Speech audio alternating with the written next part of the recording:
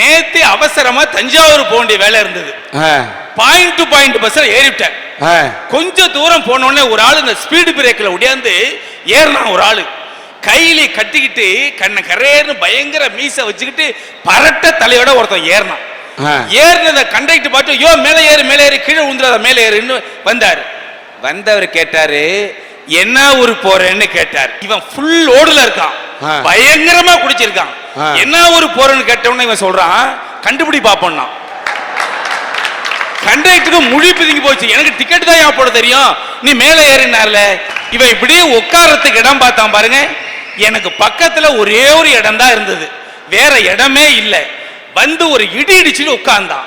நான் நாத்தம் தாங்க முடியாம எழுந்திச்சேன். எழுந்த உடனே முறைச்சான், உட்காந்துட்டேன். அடிப்பான் போல இருக்கு. இது எதிரா வம்பா போச்சுன்னு அப்படியே கூனி குறுகி உட்கார்ந்தன்ல. கொஞ்ச தூரம் பஸ் போச்சுங்க. அவன் என்னை பார்த்து நான் பதிலுக்கு ஹேங்கிறதா இல்ல நான் சும்மா உட்கார்ந்துருக்கிறதா? எல்லாத்துக்கும் மேல அவன்கிட்ட அடி வாங்காம இருக்கணும். அடி வாங்கறத பத்தி கூட கவலைப்படல. என்கிட்ட படிக்கிற பையனு 2 பேரும் இந்த பஸ்ல வரான். மறுநாள் பள்ளிக்கூடம் முழுதும் சொல்லுவான், சார் நேத்து நாங்க பார்த்தோம்பா. இது பள்ளிக்கூடம் முழுதும் தெரிஞ்சிடும். நான் இதை வந்து என்னடா செய்யறன்னு அவன் ஹேனால நானே ஹேன்னு விட்டேன். என்ன விட்டுலாம்ல. அதுக்கு பிறகுதான் ஆரம்பிச்சான் பாருங்க. இன்னும் ரொம்ப நாள் என்கிட்ட பழகிற மாதிரி அவன் சொல்றான், நான் நினைக்கிறேன் தஞ்சாவூர் பெரிய கோயிலை தூக்கிட்டு போய் திருச்சியில வைக்கிறது, திருச்சியில உள்ள மலைக்கோட்டையை தூக்கிட்டு வந்து தஞ்சாவூர்ல வைக்கலான்னு நினைக்கிறேன், நீ என்ன நினைக்கிறேங்கிறான். இப்ப நான் அடி வாங்குறது உறுதி. இப்ப நான் வைக்கலான்னு சொல்றதா வைக்க முடியாதுன்னு சொல்றதா? அடிக்கு பயந்துட்டு என்ன பண்ண, வைக்கலான்னு விட்டேன். அவ்வளவுதானே நான் சொல்லலாம்.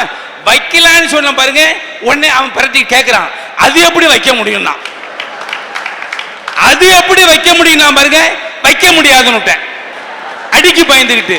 இப்ப அவன் என்ன கேட்கிறான், தண்ணி போட்டு வந்துட்டியான்னா. அவன் என்ன கேட்கிறாங்க, தண்ணி போட்டு வந்துட்டியா, இன்னும் முதல்ல வைக்கலாங்கிற அப்புறம் வைக்க முடியாதுங்கிற. அவன் பேசினது கூட பரவாயில்ல. பின் சீட்ல 2 பேரும் உட்கார்ந்துட்டு பேசிக்கிறாங்க. குடிகார பயிலுவோம் அந்த ஆளு எண்ணி சேர்த்துட்டான். குடிகார பயிலுவோம் தண்ணி காலையிலேயே தண்ணியை போட்டு வந்து பஸ் என்ன அதம் பண்றானோ பாருன்னா. அந்த 2 ஆள்ல ஒரு ஆள் சொல்றாரு, அந்த பரட்ட தலை கைலி கட்டிட்டு இருக்கானே அவன் கூட கொஞ்சமா குடிச்சிருப்பான் போல் இருக்கு. இந்த பேண்ட் சட்டை எக்கச்சக்கமா குடிச்சிருப்பான் போல் இருக்கு. மனுஷன் நொந்து போறங்க. எந்த வகையில நொந்து போற பாருங்க. ஒரு ஆள் என்ன பண்ணா, காலண்டர் அடிக்கிறதுக்கு காலண்டரை கொண்டாந்து வச்சு ஆணியை கொண்டு வந்து சுத்தி ஆள அடிக்க போனான். இது எல்லாரும் நம்மளும் செய்யறோம். நம்ம காலண்டரை புடிச்சுக்கிட்டான்.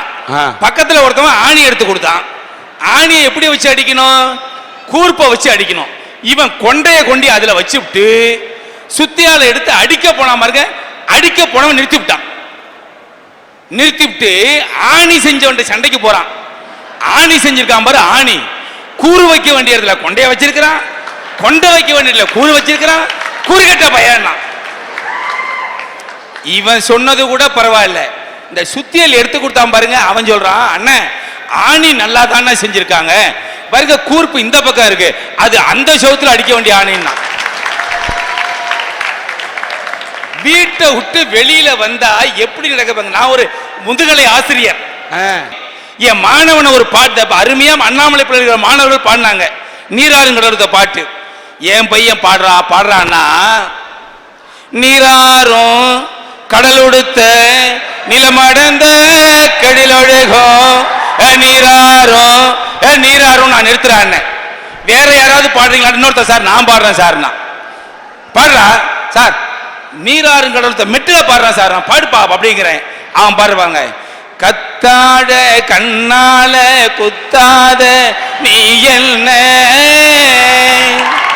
இல்லாத இடுப்பால இடிக்காத நீ என்ன. எங்க போய் நிற்கும்? ஒரு தமிழ்த்தாய் வார்த்தை பத்தி தெரியுதோ இல்லையோ, தமிழ்த்தாய் வார்த்தை இப்படி சின்ன பின்னமாக்கக்கூடிய அளவுக்கு, இந்த அளவுக்கு உணர்வு இல்லாம போனதுக்கு யார் காரணம்? உங்களை மாதிரி ஆசிரியர் இருக்கிறது. ஆகவே இன்னைக்கு விவசாயி நொந்து கிடக்கிறான், படிச்சுட்டு வேலை இல்லாம இருக்கிறாங்க நொந்து இருக்கிறாங்க, குடும்பத்தில் உள்ளவங்க நொந்து இருக்கிறாங்க, எனது அருமை மாணவர்கள் தேர்வு எழுதிவிட்டு என்ன ரிசல்ட் வரும் நொந்து இருக்கிறாங்க.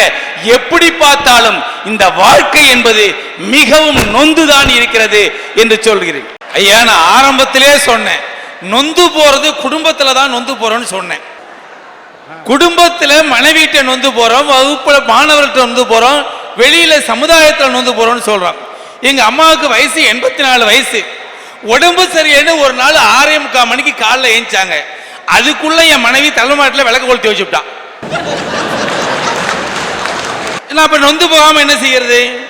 என் மனைவி பேரு அபிராம சுந்தரின்னு பேரு. ஆமா, அபிராம சுந்தரின்னு நான் கூப்பிட்டேன்னா உள்ளே நீ அனுடுவா. இதுக்காக நான் என்ன பண்றது? அபின்னு கூப்பிடுறது. ஆமா, அபி.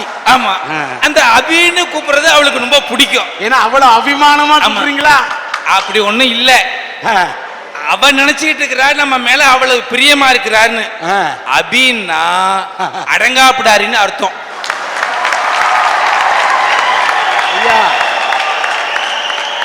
இப்பத்தையா புரியுது நீ ஏன் நொந்து போறன்னு. ஆனா இந்த ரகசியம் அவளுக்கு தெரியாது. அவ இன்னைக்கு வரைக்கும் நம்மள வந்து அபி அபின்னு கூப்பிடுறாங்க, செல்லம்மா அப்படின்னு தான் நினைச்சிட்டு இருக்கா.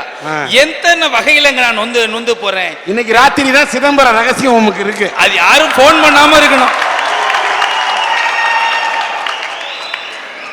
ஒரு நாள் என்ன பண்றா, பச்சை மிளகாயை அரைச்சி அம்மா வாயில கொடுத்துட்டா. பாக்குறேன் உடனெல்லாம் விங்க இருக்கு. என்னடி பண்ணேன்னா டாக்டர் தான் சொன்னாரு, பச்சை காய்கறியா அவங்க கொடுங்க அப்படின்னு சொன்னாருன்னு சொன்ன. டாக்டர் தான் சொன்னாரு. என் பையன்ட்ட என்னுடைய எனக்கு முடியாதுங்கிற வார்த்தையே என் டிக்ஷனரியில் இல்லடா.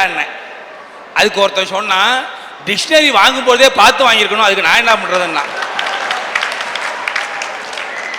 இப்படி உள்ளவனை வச்சுக்கிட்டு என்ன பண்றது?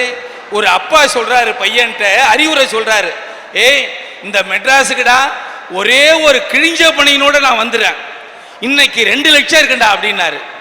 2 லட்சம் பணி நான் வச்சிருக்கேங்கிறான். இந்த மாதிரி உள்ளவனை வச்சுக்கிட்டு நம்ம என்ன செய்யறது? அந்த எங்க ஊர் பக்கத்துலன்னு பார்த்தீங்கன்னா டிரைவரை சுத்தி காலேஜ் பெண்கள் நிக்கணும். அந்த காலேஜ் பெண்கள் இருந்தால் தான் அந்த டிரைவருக்கே ஓட்டுற மூடு வரும் போல் இருக்கு. அவன் டிரைவர் என்ன பார்த்து சொல்றான், பெருசு பின்னாடி போங்கிறான். அதிலே ஒரு சண்டை ஒன்று நடக்கும் பாத்துறீங்களா? காலேஜ் பெண்கள்லாம் வந்தவொடனே டிரைவர் உள்ளவா உள்ளவா உள்ளவாம் பாரு.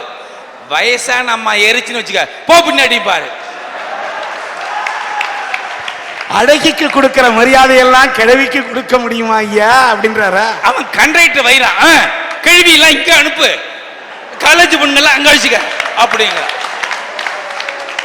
எல்லாம் சுத்தி நிக்குது இல்ல. இத பார்த்த உடனே இந்த டிரைவருக்கு மகிழ்ச்சி வரும் பாருங்க. அப்படியே பவுடர் எடுத்து பூசிட்டு இந்த கண்ணாடியை பார்த்துட்டு அதுக்குன்னு ஒரு கேசட் வச்சிருப்பான். அந்த கேசட் பாட்டை போட்டு எங்க ஊர்ல ஒரு ஆள் ஓட்டினான் பாருங்க.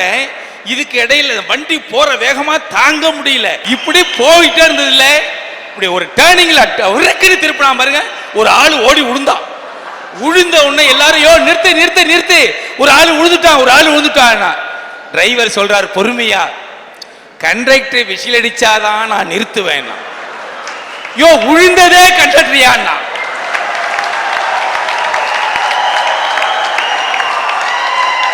விழுந்ததே கண்டக்டர் பாருங்க. டிரைவர் ஆனா புளிய மரத்துல போய் மோதிச்சு, மோதி எல்லாம் கீழே விழுந்து கடந்து ஒரே கத்தா கத்துறாங்க.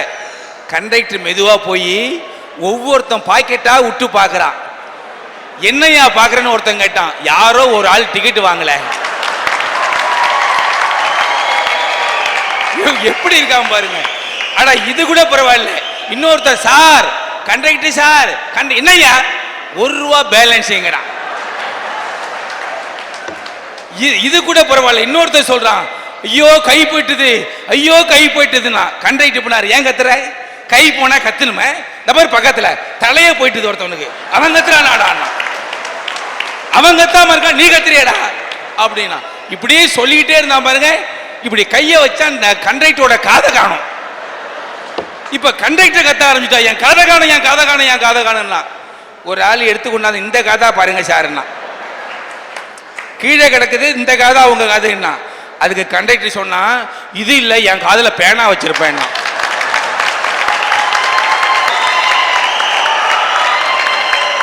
மனுஷன் இன்னைக்கு நொந்து போய் கிடக்குறான். எங்க காலேஜ் பையன் பஸ்ல ஏறதே ஒரு ஸ்டைல்.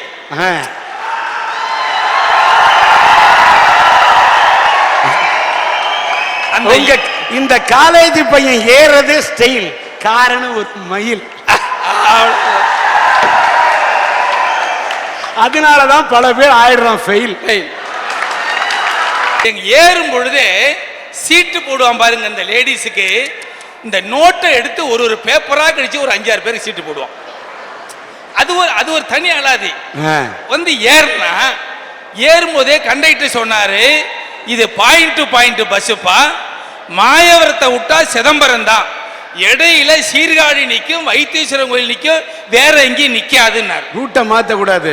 மயிலாடுதுறை, வைத்தீஸ்வரன் கோயில், சீர்காழி, சிதம்பரம். வழி தெரிஞ்ச என்கிட்டயே வழி மாறி பேசக்கூடாது.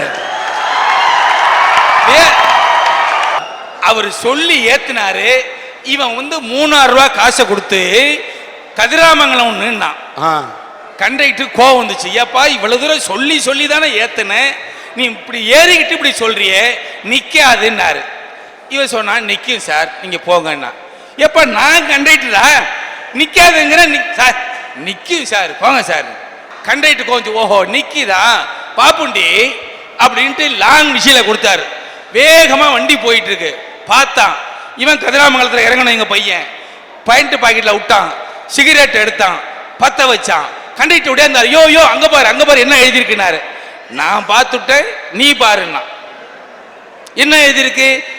புகை பிடிக்க கூடாது, பிடித்தால் டிரைவர் மற்றும் கண்டக்டரால் இறக்கி விடப்படுவதுன்னு இருக்கு. இறக்கி விடணும்.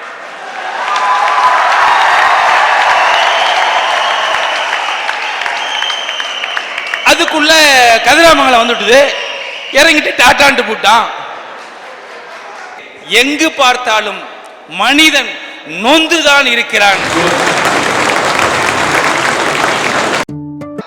விதி வழி இல்ல, சதி வழி இல்ல, நிதி வழி இல்ல. மனுஷன் இன்னைக்கு நொந்து போய் கிடக்குறான். ஒவ்வொருத்தரும் ஒவ்வொரு வகையில நொந்து போய் கிடக்குறான். நீ மைக்க தூக்கி பிடிக்கலன்னா நான் நொந்து போயிடுவேன். ஒவ்வொருத்தரும் ஒவ்வொரு வகையில நொந்து போய் கிடக்குறாங்கய்யா. ஒண்ணு இல்ல, பக்கத்து வீட்டுல ஒரு ஆளு மனைவி வரும்போதெல்லாம் ஒரு மாத்திரை தூக்கி வாயில போட்டாரு. ஒரு ஆள் பார்த்தா, என்னையா நீ மனைவி வரும்போதெல்லாம் மாத்திரை போறேன்னு. தலைவலி வந்தா மாத்திரை போட சொன்னாரு டாக்டர். இப்ப இவன் என்ன நினைச்சிட்டான், தலைவலின்னா இதுதான்ங்கிறான். ஐயா, வந்தது தலைவலி அல்ல, அவனோட தலை விதி. அதுவும் ஒண்ணுதான், ரெண்டும் ஒண்ணுதான். அது கூட பரவாயில்ல. உங்களுக்கு கல்யாணம் ஆயிடுச்சாயா? என்ன உங்களுக்கு கல்யாணம் ஆயிடுச்சாயா? ஒரு தடவை ஆயிட்டது. அப்படின்னா நீங்க நொந்து போய் தாயா இருப்பீங்க.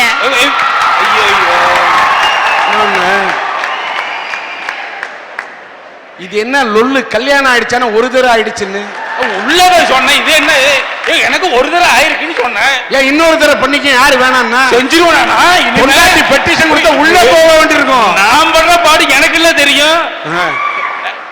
ஐயா, கல்யாணம் ஆன புதுசுல வீட்டுக்கும் பக்கத்திலேயே பள்ளிக்கூடம். 4 அடிச்ச உடனே உடையாந்து என் மனைவியை பார்ப்பேன். ஒரு ஆசை அந்த முகத்தை பார்க்கணும்னு.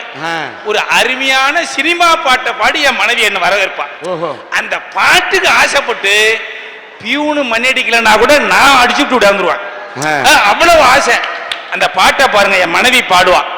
வாராய் நீ வாராய், போகும் இடம் வெகு தூரம் இல்லை, நீ வாராய். இந்த பாட்டை கேட்டா எல்லாருக்குமே ஆசை வருது இல்ல? எனக்கு வந்தது. எங்க ஸ்டாப் ரூம்ல இதை வச்சு நான் சொன்னேன், என் மனைவி இந்த பாட்டை பாடிதான் என்ன வரவேற்பான்னு. அந்த வருஷம் ரிட்டையர்ட் ஆகிற ஒருத்தர் சொன்னாரு, என்னது இந்த பாட்டா என்னாரு? ஆமா அண்ணா. அட பாவி, சொல்றேன் கேட்டுக்க, இந்த பாட்டு எந்த படத்துல வந்து தெரியுமான்னாரு. தெரியாது என்ன. சொல்றேன் கேட்டுக்க, மந்திரி குமாரின்னு ஒரு படம், அதுல கதாநாயகனும் கதாநாயகி இந்த பாட்டை பாடிக்கிட்டே மலை உச்சிக்கு போவாங்க. பாட்டு முடிஞ்ச உடனே கதாநாயகி கதாநாயகனை மலையிலேருந்து ஊட்டி தள்ளுற பாட்டுன்னாரு.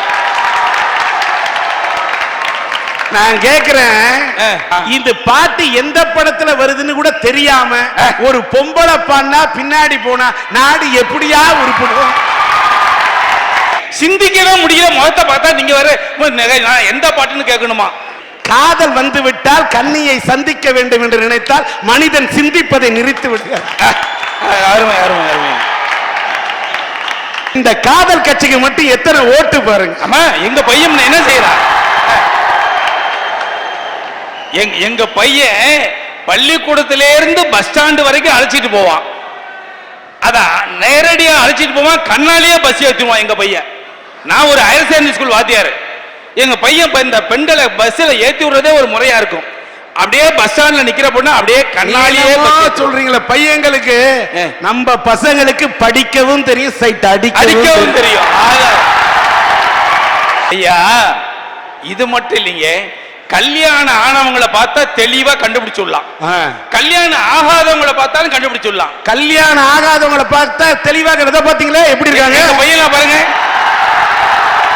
இப்ப அவங்க இவ்வளவு மகிழ்ச்சியா இருக்கிற மாதிரி நம்மளால என்னால இருக்க முடியல. 30 நாளைக்கு ஒரு தடவை என் மனைவி என்ன அத்தான்னு கூப்பிடுறா. அத்தா, ஆமா.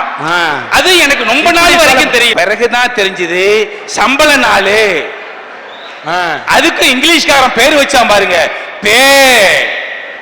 அந்த பேய வாங்கிட்டு வந்து இந்த பிசாசு கையில கொடுத்துட வேண்டியது. கொடுத்தது கூட பரவாயில்லைங்க. மறுநாள் 8:15 மணிக்கு பள்ளிக்கூடம் கிளம்பிட்டு குறுக்கி நெடுக்கி நடக்கிறேன். என் மனைவி கேட்கிறா, ஏன் பள்ளிக்கூடம் போல? போகலான்னு தான் நினைக்கிறேன், ஒரு 2 ரூபா கொடுன்னு. எதுக்கு 2 ரூபா? 11 மணிக்கு எல்லா வாத்தியாரும் டீ குடிக்கிறாங்க, எனக்கு குடிச்சா தேவலாம் போல இருக்கு.